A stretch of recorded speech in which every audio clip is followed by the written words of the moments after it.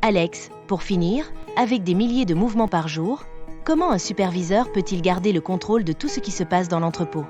L'outil principal pour cela est le moniteur de gestion de l'entrepôt Warehouse Management Monitor. C'est la tour de contrôle d'EWM. Ce n'est pas un outil pour les opérateurs sur le terrain, mais pour les managers et les superviseurs.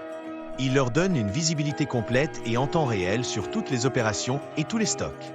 Que peut-on voir et faire dans ce moniteur? On peut tout voir.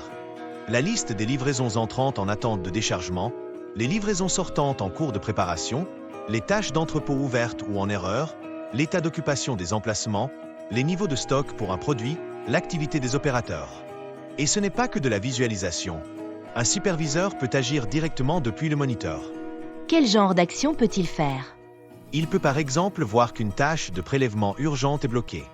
Il peut l'annuler et la recréer, ou la réassigner à un autre opérateur.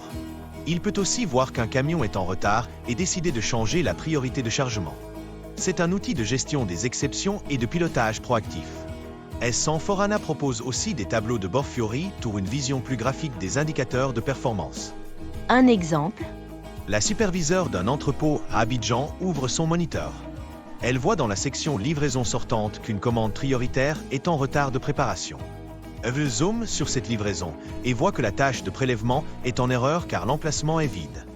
Directement depuis le moniteur, elle crée une tâche pour déplacer du stock de la réserve vers l'emplacement de Tikid, puis relance la tâche de prélèvement initiale. Elle a résolu le problème en quelques clics, sans quitter son bureau. C'est donc l'outil qui transforme les données en décisions pour garantir la fluidité des opérations.